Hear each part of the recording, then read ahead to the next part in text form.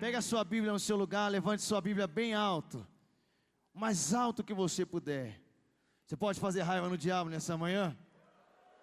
Vamos declarar todos juntos? Esta é a minha Bíblia.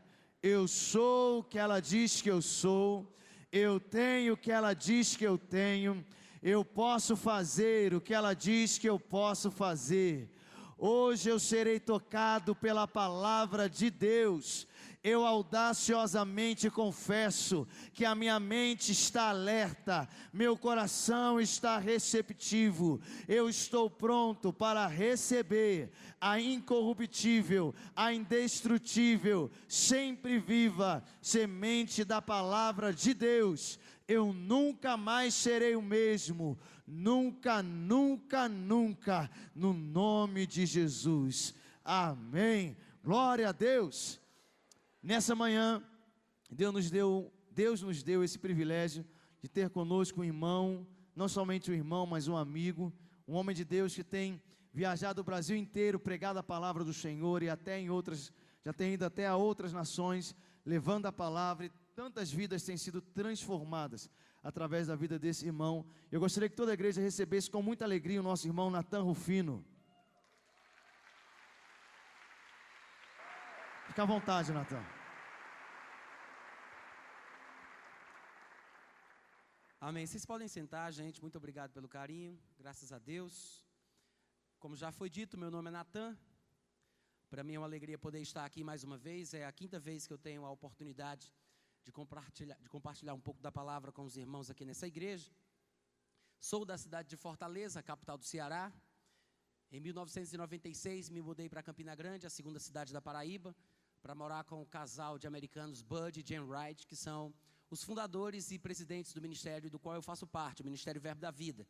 E também o pastor Bud é o representante oficial do Centro de Treinamento Bíblico Rema, fundado em Tulsa, Oklahoma, por Kenneth Hagin há muitos anos atrás. E para mim é uma alegria e um privilégio muito grande poder estar aqui para compartilhar mais um pouco da palavra com os meus irmãos e conhecer mais uma parte da minha família, do corpo de Cristo. Eu espero que vocês estejam realmente com a mente alerta e com o coração aberto para receber. Eu gosto muito desta confissão que o irmão John Austin costumava fazer anos atrás, quando ele ainda estava pastoreando a igreja em Lakewood, Texas. Mas, irmãos, eu tenho uma grande satisfação de poder compartilhar da palavra, porque eu sei que eu estou falando aquilo que está no coração de Deus. E é um privilégio poder falar daquilo que Deus tem para falar às pessoas que precisam dele. E também traz um certo alívio não saber o que se passa na vida de cada um, porque é uma coisa que não depende de nós, depende mais de Deus, né? É Deus quem conhece os nossos corações e é Ele quem supre as nossas necessidades. Eu queria que você abrisse comigo a sua Bíblia em João capítulo 8.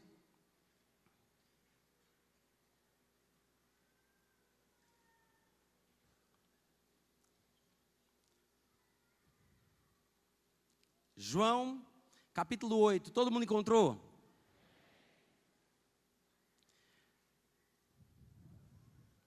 Oh, maravilha! Glória a Deus! Olha para cá, presta atenção, daqui a pouco a gente vai ler o texto junto.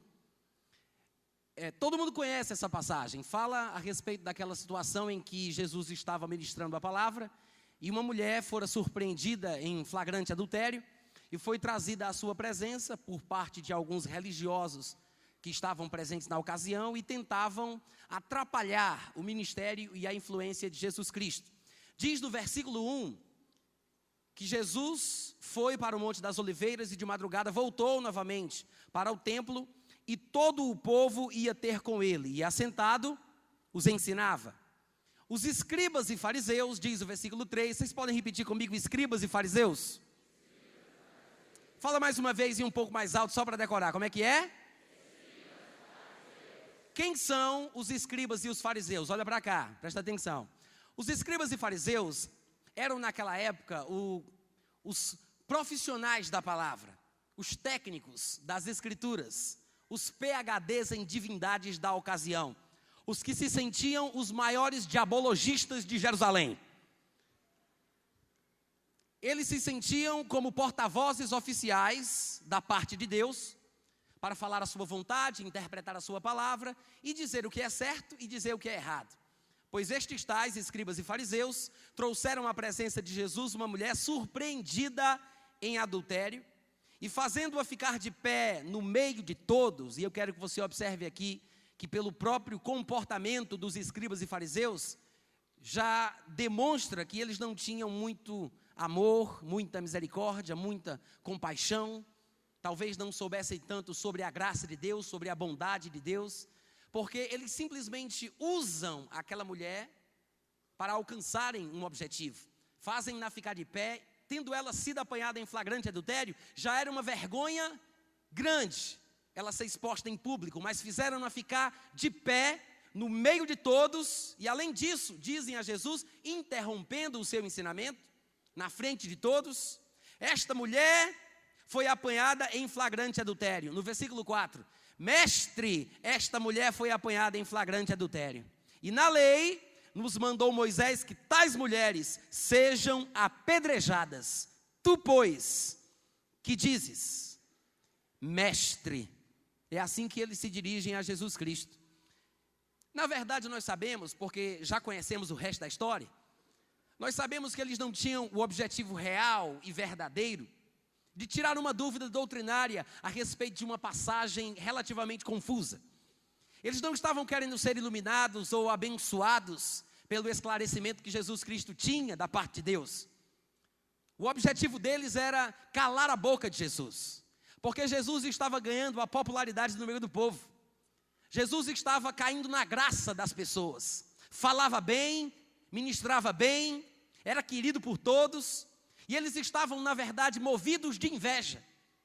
E eles queriam silenciar Jesus, então, tentando desmoralizá-lo, usaram esta situação para terem de que o acusar, porque sabiam o que Jesus iria fazer. Eles acompanhavam o ministério de Jesus, eles conheciam o seu perfil ministerial. Jesus tinha fama de ser amigo de publicanos, amigo de pecadores, amigo de prostitutas. Ele tinha fama. Então eles sabiam que de uma forma ou de outra, provavelmente, Jesus ia tentar salvar a vida dessa mulher. Então usaram a situação para deixarem ele expressar claramente o que ele sentia, para que assim tivessem com o que acusá-lo. Então o objetivo não era sincero, a pergunta não era verdadeira, não era uma dúvida autêntica. Eles estavam movidos de inveja, porque eles se sentiam os pregadores. Eles se sentiam os ministros de Deus, os porta-vozes da verdade, os PhDs em divindade. O que eles queriam fazer com isso? Calar a boca de Jesus, eliminar a concorrência. Alô? E eles dizem, na lei, Moisés mandou que tais mulheres, surpreendidas em flagrante adultério, sejam apedrejadas. Tu, pois, o que dizes? Irmãos, esse povo até soube chamar Jesus Cristo de mestre. E muitas vezes somos assim, e Jesus falou sobre isso lá em Mateus capítulo 15, no versículo 8. Tem gente que honra com os lábios, mas o coração está longe dele. Quantos podem dizer amém? Isso quer dizer, é fácil a gente ter a aparência correta, o palavreado de crente que se espera, as saudações corretas, falarmos corretamente, mas em nosso coração não estamos em sintonia com aquilo que Deus sente, com aquilo que Deus pensa, com aquilo que Deus é. É muito fácil honrar ou falar corretamente, da boca para fora. Agora eu quero saber quem é que vai sentir do mesmo jeito. Eu acho que nós estamos nos empenhando demais em querer falar de Jesus.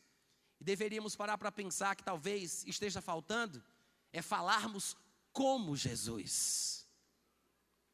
Falar de Jesus todo mundo fala. Falar como Jesus é que eu quero ver. Sentir a mesma coisa, ter a mesma perspectiva, o mesmo amor, a mesma misericórdia, a mesma compaixão. Vocês podem dizer amém de vez em quando? Amém, muito obrigado, Deus abençoe a vossa família. Honra-me com os lábios, mas o coração está o quê? Está o quê, gente? Longe, diga, está longe. Honra com os lábios, mas o coração está longe.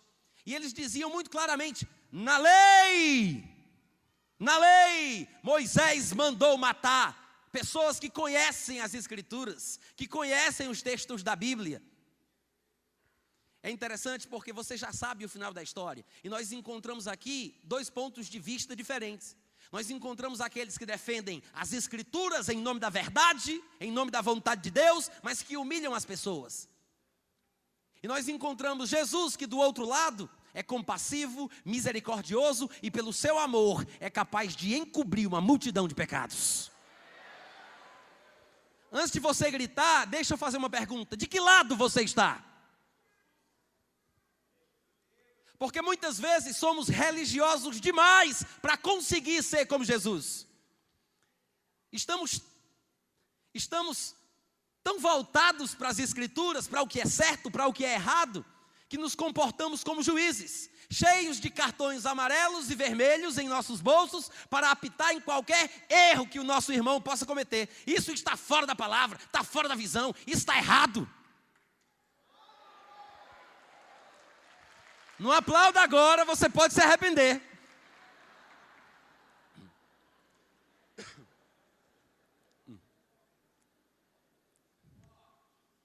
E está só começando. Os escribas e os fariseus disseram: na lei é uma questão de honra, é uma questão de vida ou morte, é uma questão escriturística. Na lei Moisés mandou matar. Simples assim. Mas se fôssemos ser bem sinceros a respeito da abordagem que eles fazem, e nós poderíamos até dizer que eles estão citando aqui, ainda que parafraseadamente, Deuteronômio capítulo 1, versículo 22. Mas, na verdade, o que o texto diz é que o homem e a mulher que forem surpreendidos em flagrante adultério deverão ser apedrejados. A Bíblia não dizia que a mulher apanhada em flagrante adultério deveria morrer, mas o que Moisés deixou escrito é: o homem e a mulher que forem apanhados, os dois, diga os dois. Não, diz isso mais alto, é os dois. Os dois deveriam ser apedrejados. Então, se é para cumprir a lei, meu irmão, se é para fazer o que está escrito, então eu pergunto: cadê o homem? Cadê o homem? Não é esquisito que só a mulher foi trazida? Deus me perdoe, mas eu tenho a impressão de que isso aqui é uma tremenda arapuca. Parece uma coisa armada, forjada, porque os escribas e fariseus estavam sempre à espreita, procurando uma oportunidade para pregar Jesus. Deus me perdoe, mas a sensação que eu tenho é que isso aqui foi armado. E eles trazem a mulher, não porque queriam fazer aquilo que é certo, não porque andavam de acordo com a palavra, ainda que a citem em suas acusações, porque tem muito crente hoje em dia que também sabe fazer isso. Diz amém, não estou falando contigo. Se você se sentir incomodado com a mensagem, não se levante e saia, porque vai ficar mais feio ainda. Isso, fica rindo, olhando para frente, ninguém vai desconfiar que eu estou falando de você.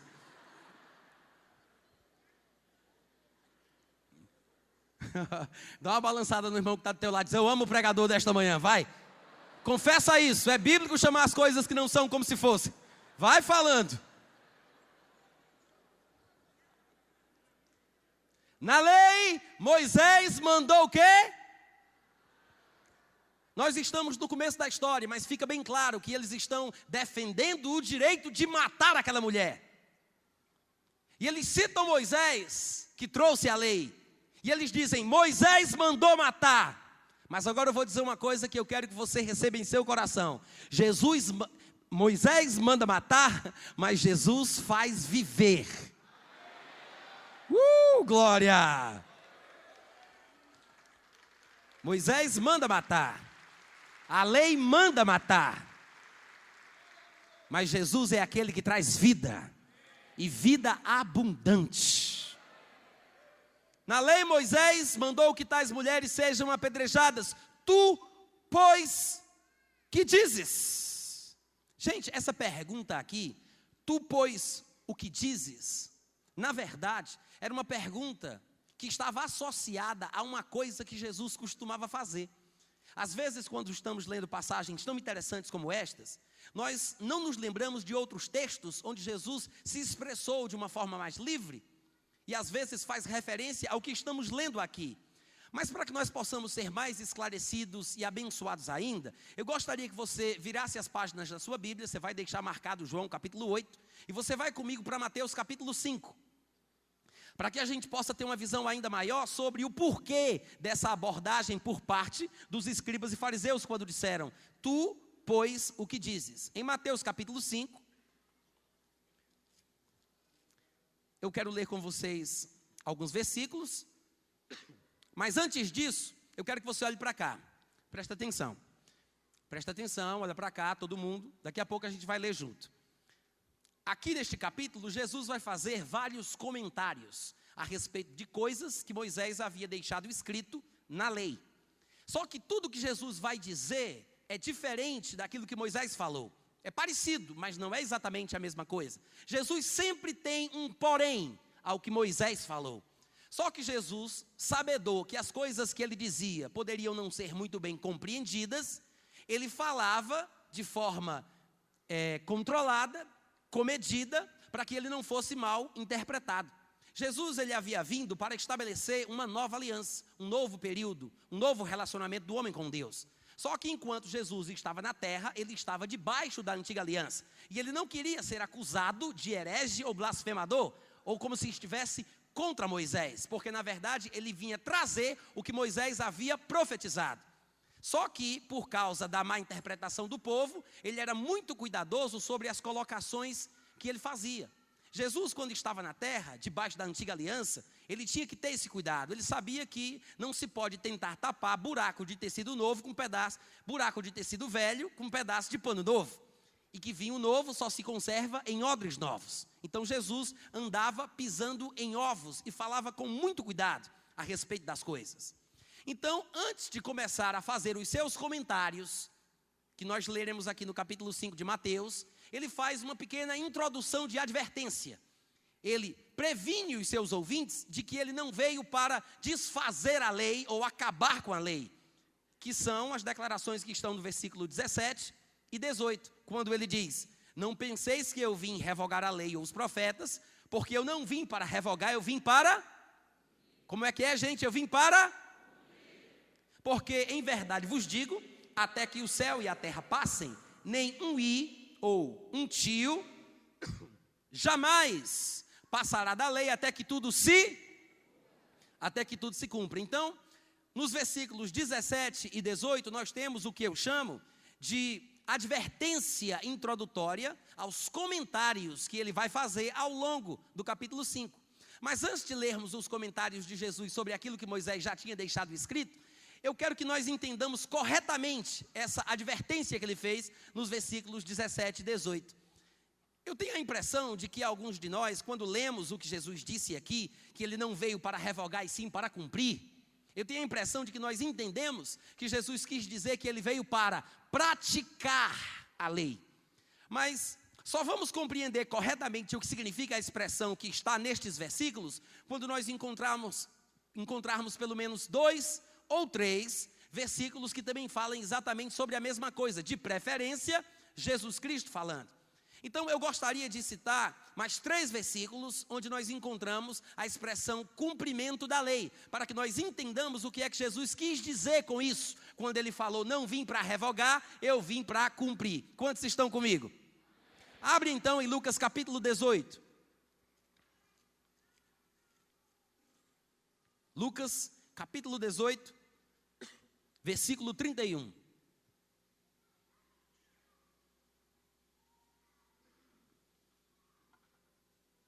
Todo mundo encontrou? Posso ler? Diz o seguinte: Jesus tomou consigo os 12 e lhes disse: eis que subimos para Jerusalém, e vai cumprir-se ali, diga ali, vai cumprir-se ali tudo quanto está escrito por intermédio dos profetas no tocante ao Filho do Homem. Veja o que Jesus Cristo fez. Ele disse: vamos para Jerusalém E vai cumprir-se, vamos lá, vocês completam comigo. E vai cumprir-se ali onde? Em Jerusalém, tudo quanto está escrito por intermédio dos profetas no tocante ao Filho do Homem. A primeira coisa que eu quero que vocês observem é que Jesus não disse, ele não disse, estamos indo para Jerusalém e como vocês sabem, eu tenho cumprido a lei todos os meus dias, porque eu sou um praticador da lei. Ele não disse isso. Ele disse, a gente vai para Jerusalém e é lá, ali, que vai se cumprir a lei, ou vai se cumprir tudo o que está escrito por intermédio dos profetas no tocante ao Filho do Homem.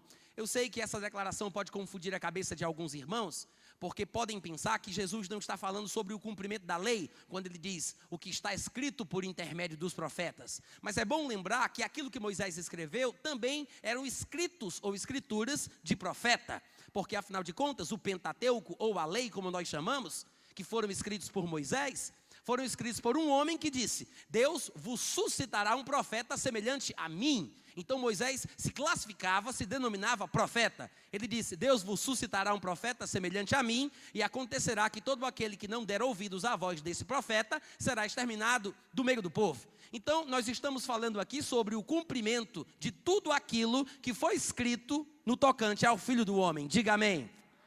A próxima passagem é Atos capítulo 13, versículo 29. Atos capítulo 13, versículo 29. Glória! Desculpa, aliás, é isso mesmo. Atos 13, 29, todo mundo achou? Posso ler?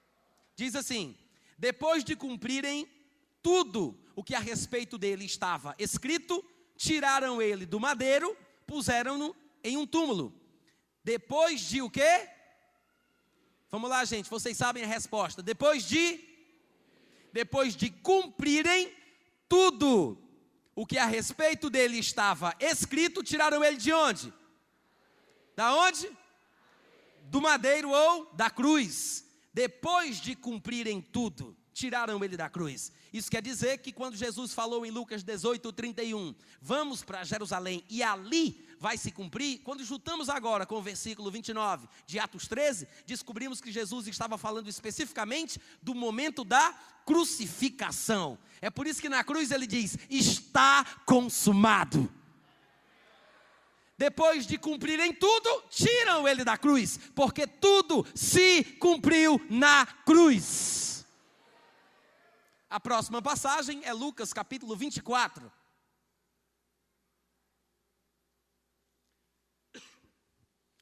Jesus morre, é sepultado, ressuscita. Daqui a pouco eu digo o versículo. Olha para cá. E durante 40 dias, Jesus fica aparecendo aos discípulos, falando com eles sobre as coisas concernentes ao reino dos céus. Num destes dias, conforme está escrito no versículo 44 de Lucas 24, a Bíblia diz, que Jesus fala, são estas as palavras que eu vos falei, estando ainda convosco. Olha só, deixa eu explicar por que ele fala desse jeito. São as palavras que eu falei, estando ainda convosco. Ele está fazendo uma referência ao tempo anterior à sua morte, sepultamento e ressurreição. Estando ainda convosco, no mesmo estado, na mesma situação, com o mesmo corpo. Agora ele se encontra num estado diferente. Quando ele estava na carne, ele estava sendo tentado, ele tinha sono, ele tinha fome. Agora que ele ressuscita dentre os mortos, a Bíblia registra que ele aparece e desaparece. É uma situação completamente diferente. No caminho de Emaús, 2 dos seus discípulos o encontram, o convidam para dentro de casa, no momento que vão partir o pão e dar graças, a Bíblia diz que Jesus simplesmente, me desculpe pelo simplesmente, ele desaparece na frente dos discípulos. E depois estão em Jerusalém com as portas trancadas, com medo dos judeus, e Jesus aparece na frente deles. Noutra ocasião, Jesus está dando mandamento aos apóstolos que escolheram pelo Espírito Santo, quando de repente é elevado às alturas e vai subindo ao céu. A Bíblia diz que ele sobe tanto a ponto de ser encoberto pelas nuvens, mas ele não parou ali, ele continuou subindo, atravessando todas as camadas atmosféricas. Ele atravessou a ionosfera, a toposfera, a ozonosfera, ele atravessou o céu estelar, chegou no terceiro céu, que também é chamado de paraíso, flexionou os joelhos e se assentou à direita da majestade nas alturas. Glória! sem precisar de roupa de astronauta, de oxigênio ou de qualquer outra coisa. É um estado diferente do qual ele se encontrava antes de morrer, ser sepultado e ressuscitar. Então, quando ele diz, são estas as palavras que eu vos falava estando ainda convosco, ele está fazendo referência ao seu estado anterior. Quantos podem dizer amém? Mas vamos ao que interessa. Quais são as palavras? Ele diz, importava se cumprisse tudo o que de mim está escrito na lei de Moisés, nos profetas e nos salmos. Eu quero que você observe que aqui é um momento depois da crucificação, depois do sepultamento, depois da ressurreição. Jesus aparece e disse, então gente, vocês se lembram do que eu falava? Eu dizia, importava se cumprisse, olha a conjugação verbal. Ele está apontando para o cumprimento da lei no passado. Ele diz, eu falava que importava se cumprisse tudo. O que Jesus quer dizer? Já se cumpriu. A lei já se cumpriu. 3 textos eu dei aos irmãos, Lucas 18, 31, Atos 13, 29, Lucas 24, 44. Um diz, vamos para Jerusalém e ali vai se cumprir. Atos 13, 29 diz, depois de se cumprir tudo, tiraram ele da cruz. E depois Jesus aparece dizendo, eu não falava que importava se cumprisse? Diga, a lei já se cumpriu. É exatamente por isso que Paulo, obtendo essa revelação de Deus, ele declara em Romanos capítulo 10, versículo 4, o fim da lei é Cristo para a justiça de todo aquele que crê. Agora volta para Mateus capítulo 5. Quando nós lermos agora, em Mateus 5, Jesus falando, eu vim para cumprir a lei, agora a gente vai entender o que ele quis dizer. É completamente diferente. Leia novamente comigo o versículo 17. Veja o que ele diz. Não penseis que eu vim para revogar a lei ou os profetas. Não vim para revogar, eu vim para... E no versículo 18, ele diz, porque em verdade vos digo, até que o céu e a terra passem, nem um i ou um tio jamais passará da lei não passará da lei até que tudo se cumpra. Sabe que a palavra até indica o fim de um período? Estaremos na terra até que Jesus Cristo volte. Estaremos na igreja hoje pela manhã até que o pregador se canse. Então Jesus diz, é só um exemplo, gente, calma. Não, a lei não passará até que tudo se cumpra. Mas se a lei se cumpriu, então passo I, passo tio, passo J, meus irmãos, a lei já passou. A lei é útil quando nós usamos dela de forma legítima. Mas temos que compreender que a Bíblia é uma revelação progressiva. A Bíblia é uma revelação progressiva. Estamos em um período diferente e Jesus veio para estabelecer esta nova aliança. A Bíblia diz que estamos em uma nova aliança com base em superiores promessas. Mas Jesus, sabendo que não poderia simplesmente falar claramente aquilo que ele tinha em seu coração, ele falava de forma figurativa, por meio de parábolas, de comparações. E por isso ele vai fazer os comentários do capítulo 5, mas antes de fazê-los, ele traz os versículos 17 e 18, que são uma advertência introdutória ao que ele vai dizer, mas o povo da época não entendeu corretamente. Nós hoje, na nova aliança, que temos a Bíblia, que recebemos o Espírito Santo, compreendemos o que ele quis dizer com isso. E então ele começa a fazer os seus comentários. No versículo 21 ele diz, ouvistes que foi dito aos antigos. E no versículo 22 ele fala, eu, porém, vos digo. No versículo 27 ele diz, ouvistes que foi dito. E no 28 ele fala, eu, porém, vos digo. No versículo 31 ele diz, também foi dito. E no 32 ele fala, eu, porém, vos digo. No 33, ele diz, também ouvistes que foi dito. E no 34, ele acrescenta, eu, porém, vos digo. No 38, ele diz, também ouvistes que foi dito. E no 39, ele diz, eu, porém, vos digo. No 43, ele fala, ouvistes que foi dito. E no 44, Jesus acrescenta, eu, porém, vos digo. Oh, aleluia! Jesus sempre tinha um porém ao que Moisés falava. Você pode pensar que não, mas isso irritava os religiosos daquela época.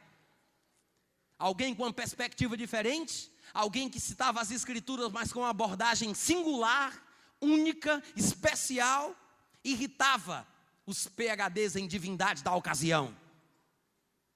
Os doutores da lei, os escribas e os fariseus. Então, eles provavelmente andavam à espreita procurando uma oportunidade para tentá-lo.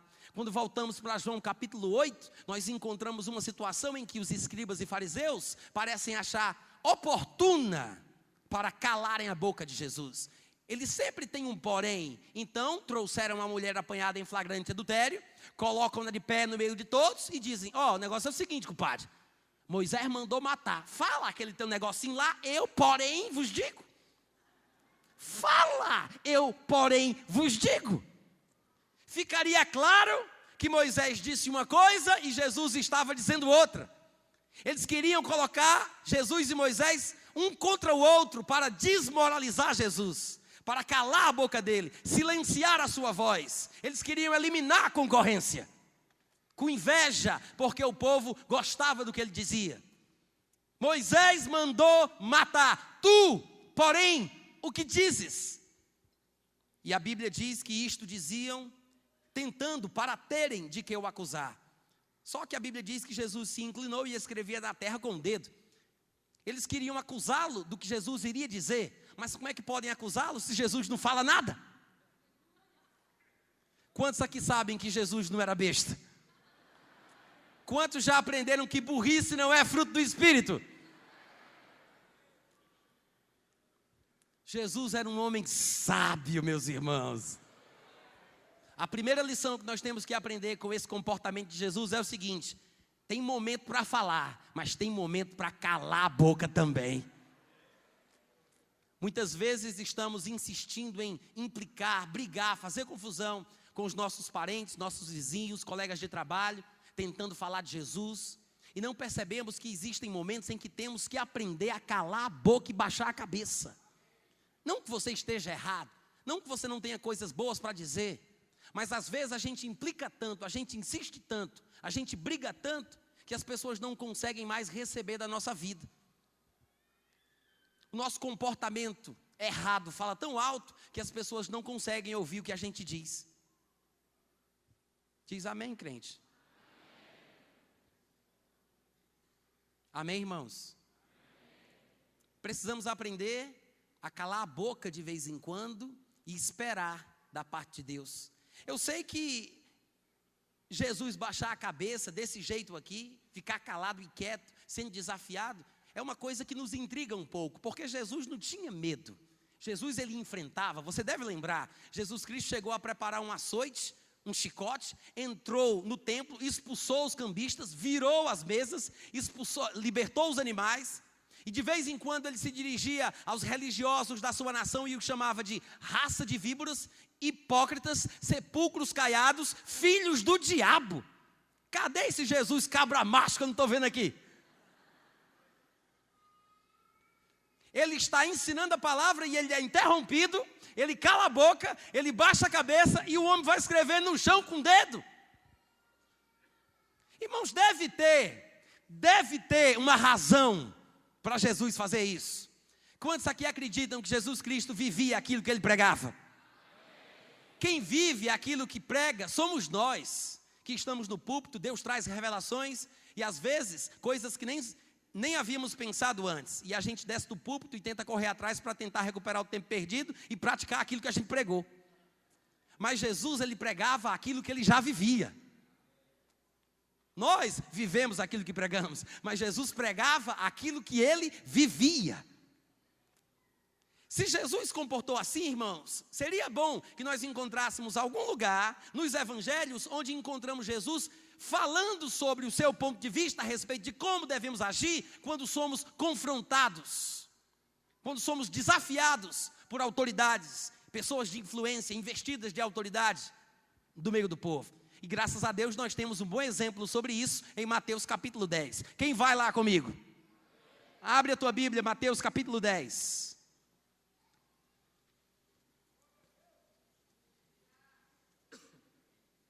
Mateus capítulo 10.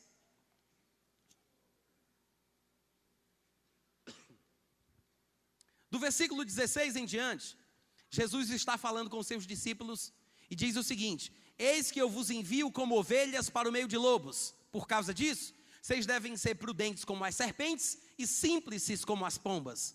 E acautelai-vos dos homens, porque vos entregarão aos tribunais e vos açoitarão nas suas sinagogas. Por minha causa sereis levados à presença de governadores e de reis, autoridades do povo, para lhes servir de testemunho a eles e aos gentios. E quando vos entregarem, não cuideis ou não penseis ou não vos preocupeis em como ou o que. Jesus disse, quando isso acontecer de vocês serem entregues às autoridades do povo, para explicar ou dizer qual é a razão da esperança que existe em vós, ele fala, não cuideis em como ou o que. Diga, como ou o que. Jesus falou sobre duas coisas, sobre as quais não precisamos ou não devemos nos preocupar. Não vos preocupeis em como ou o que haveis de falar, porque naquela hora, eu gosto disso. Ele diz, é naquela hora, meu irmão, na hora do vamos ver, não é uma semana antes, não é no jejum do mês passado, não é na vigília do final de semana anterior, é naquela hora que vos será concedido o que haveis de falar. Visto que não sois vós os que falais, mas o Espírito de vosso Pai é quem fala em vós. Glória! Jesus diz, não se preocupem em como falar o que vocês têm que falar, porque uma coisa é dizer algo, e a outra coisa é como dizer este algo. Então Jesus diz, nem se preocupe com o que você tem que falar, nem com o como você tem que falar, o que tem que falar, porque o Espírito Santo vai dar a palavra na hora que você precisar.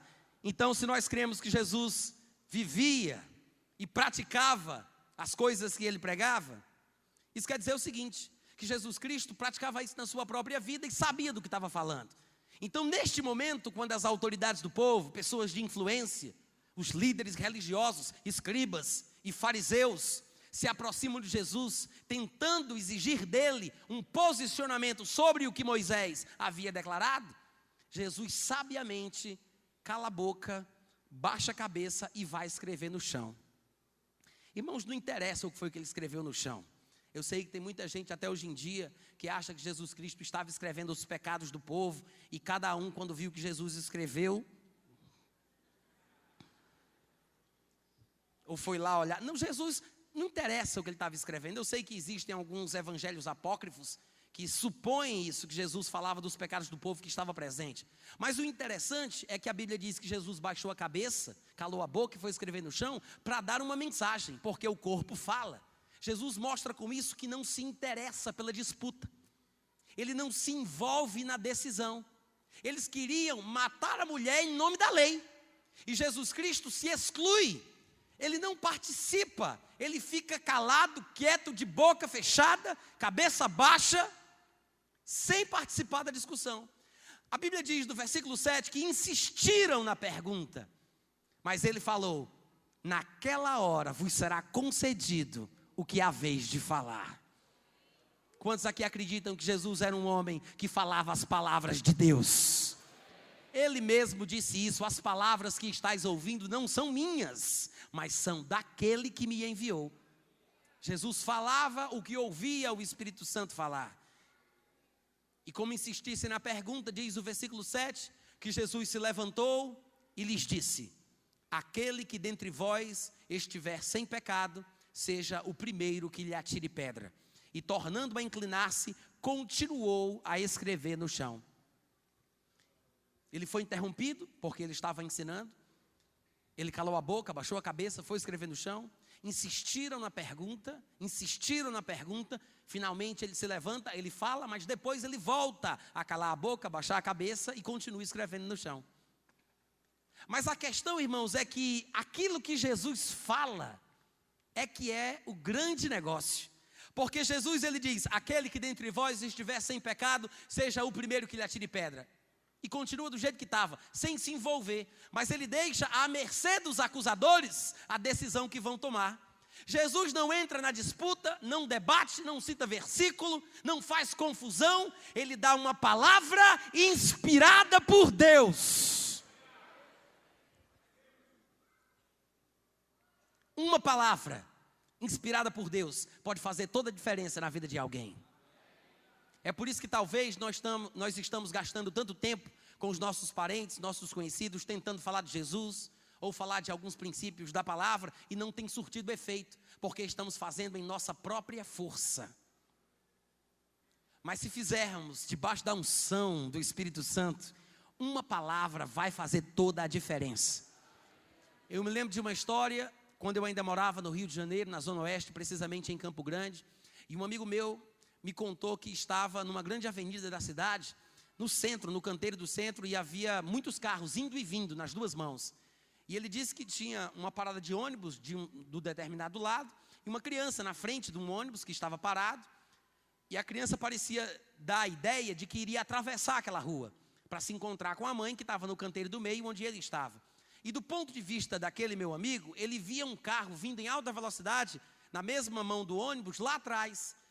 Eu levo um certo tempo para descrever essa história, para você conseguir visualizar em sua mente o que eu estou tentando dizer. Mas você sabe que quando isso acontece, é uma fração de segundos, não sabe? É tudo muito rápido, acontece muito rapidamente, você até se surpreende. Então esse meu amigo disse que quando viu aquilo e percebeu o acidente que poderia acontecer, na hora ele não soube o que fazer para ajudar a criança. Ela começou a correr e ele só teve o impulso de fazer. Ah! Deu um grito. A menina soltou o que tinha no chão, o carro passou, mas ela ficou parada e foi salva. Se um grito dado na hora certa salva uma vida, por que uma palavra na unção do Espírito Santo não salva?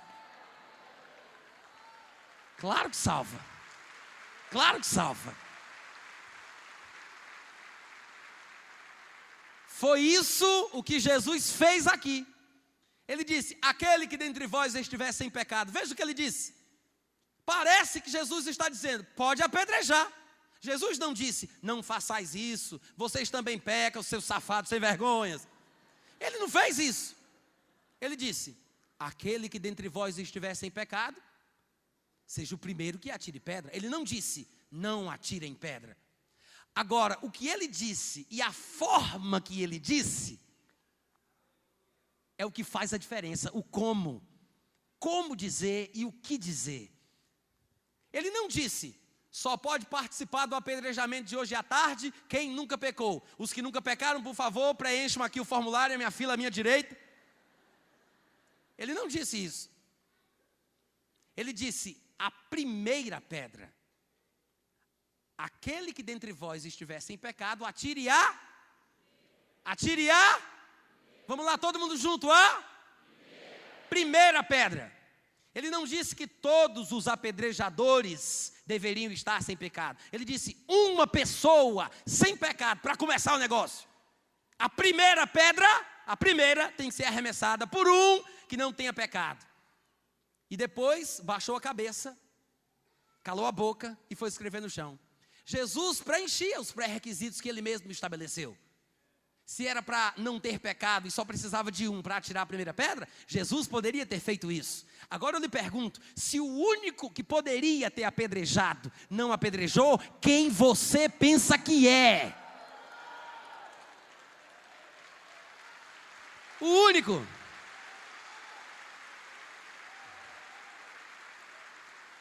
Amém? Falar de Jesus é fácil. Falar como Jesus, agir como Jesus, amar como Jesus, ter misericórdia, ter compaixão. Eu acho que às vezes nós temos tanto conhecimento que ficamos inchados. Porque o conhecimento incha, o amor edifica. Há uma diferença muito grande entre estar inchado e estar edificado. E eu estou orando a Deus para que nós tenhamos mais pregadores que não falem de Jesus, mas que falem como Jesus. Que amem como Jesus. Porque é muito fácil um crente cair na síndrome dos judeus, de se sentir uma pessoa especial, privilegiada, melhor do que todos os outros. Porque nós somos assim. Quando nós chegamos na igreja, muitas vezes nós estamos na igreja tristes, cabisbaixos, sofridos. Mas depois que recebemos a palavra, nos animamos, nos empolgamos, e aí estufamos o peito e saímos passando por cima de todo mundo. Começamos a tratar os outros mal, e não olhamos na cara de ninguém que usa uma roupa que não é adequada para um santo. Homem desse não merece a paz do Senhor, não está usando a roupa certa. A argola do brinco dessa irmã tem mais de 2 dedos de diâmetro, e só pode ser do diabo. Essa cor, meu irmão, é influenciada pela pomba gira. Eu não olho nem nos seus olhos. Porque pensamos assim, que somos melhores. Porque Deus é evangélico. Deus não é evangélico. Deus não é católico. Deus não é espírita. Deus não tem religião. Ele está acima de todos os conceitos, nomenclaturas e palavreados que nós possamos inventar.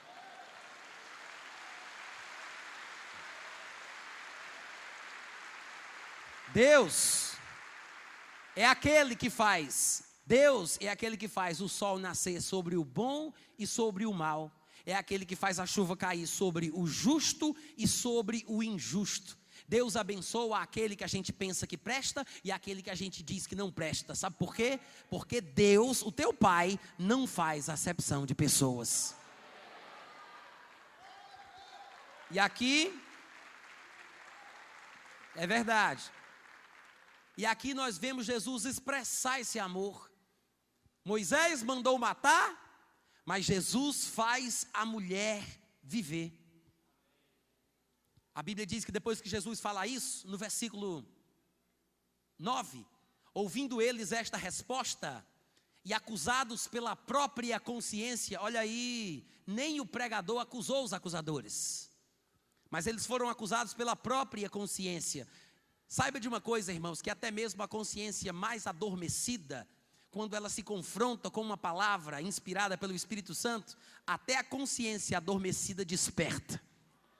É isso que a palavra debaixo da unção do Espírito Santo faz. Acusados pela própria consciência, foram se retirando um por um, a começar pelos mais velhos, porque tinham pecado mais do que os mais novos,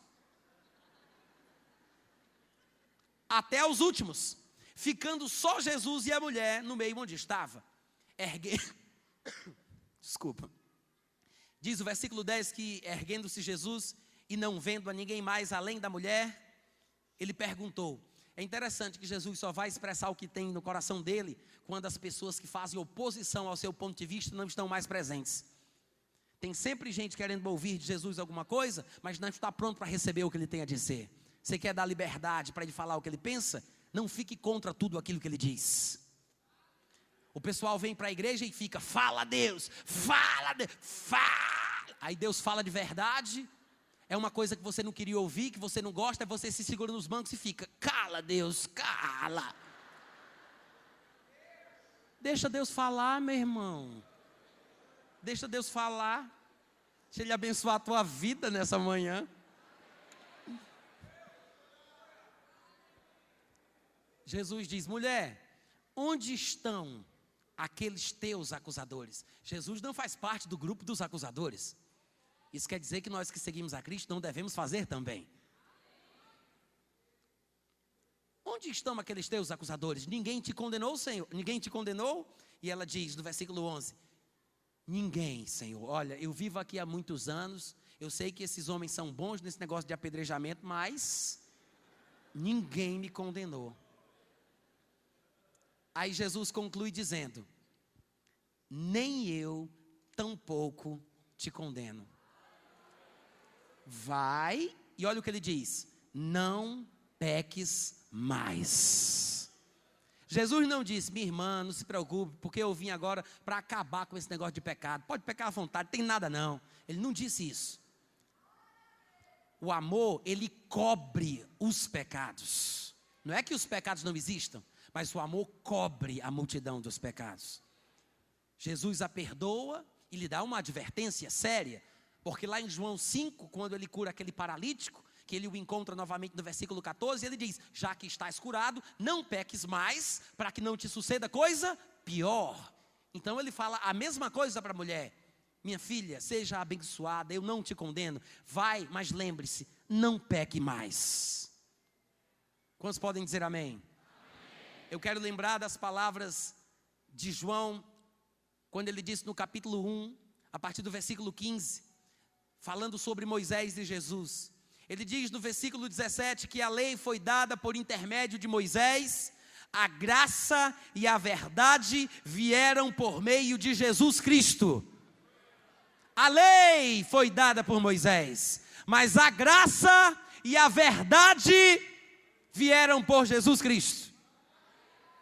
O problema é que tem muita gente que não entende o que significa a graça e a verdade, e maltrata os seus parentes, os seus conhecidos, os seus vizinhos, numa forma dura de falar do evangelho. Mas a verdade dói, irmão Natan. Eu gosto de dizer que a minha Bíblia fala que a verdade liberta. O que dói às vezes é a nossa maneira de falar a verdade. A verdade liberta. A mensagem desta manhã fala sobre o amor cristão que nós temos derramado em nossos corações. É com esse amor que você deve amar o seu irmão. E eu sei que às vezes pode ser difícil, porque você pode pensar em alguém que lhe maltrata, que lhe faz mal. Mas amar quem me ama é muito fácil. Saudar quem me saúda, todo mundo faz. Até a turma da bandidagem de Fernandinho Beiramar sabe fazer isso. Nós temos que amar aqueles que nos odeiam, que nos perseguem, que nos maltratam. Até a minha sogra, irmão Natan, até a sua sogra. Ah, mas você não conhece o meu marido. Nem conheço, nem preciso conhecer. O marido é seu. Mas você vai ter que amá-lo do mesmo jeito. Alguém poderia pensar: se eu soubesse que a lei dos crentes era assim, que é obrigatório amar os outros, até que a gente não gosta, eu nem tinha entrado na lei dos evangélicos. Meu irmão, não se incomode não, mas ainda tem tempo. Vai-se embora, vai ser macumbeiro. Fica à vontade. Mas se você quer estar no corpo de Cristo, na igreja do Senhor Jesus, você é obrigado, é um dever que você tem de amar. E presta atenção, para eu poder concluir essa mensagem. Eu não estou falando aqui sobre amar o meu próximo como eu me amo a mim mesmo.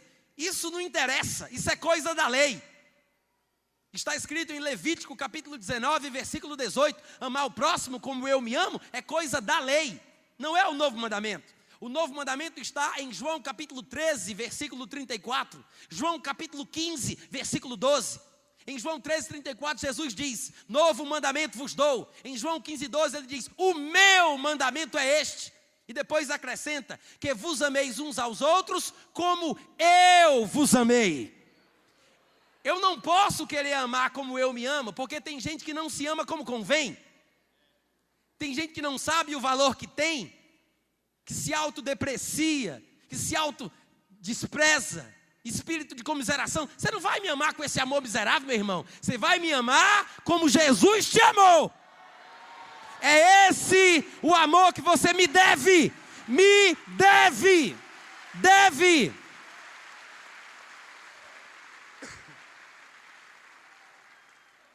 Se você está aqui nesta manhã, mas ainda não confessou a este Jesus como Senhor da tua vida, você tem a oportunidade de fazer isso exatamente agora. Não deixe para amanhã o que você deveria ter feito ontem. Você precisa de Jesus Cristo. Você precisa recebê-lo em seu coração. E neste momento eu quero perguntar se tem alguém em nosso meio que ainda não confessou Jesus como Senhor da sua vida. Onde você estiver, na arquibancada, aqui embaixo, se você quer receber Jesus, levante sua mão, eu quero orar por você. Levante sua mão em nome de Jesus Cristo. Nós queremos orar por você. Tem alguém? Glória a Deus, aleluia. Eu peço às pessoas para virem até aqui. Eu queria que vocês, por favor, viessem até aqui na frente. Nós queremos orar por vocês. Se aproximem, em nome de Jesus. A igreja bate uma salva de palmas, se alegrando, demonstrando satisfação. Que maravilha! Parabéns, a melhor decisão da sua vida. Glória a Deus, aleluia, parabéns. É a melhor decisão que nós podemos tomar, a decisão mais importante. Receber Jesus como nosso Senhor, aleluia, glória a Deus.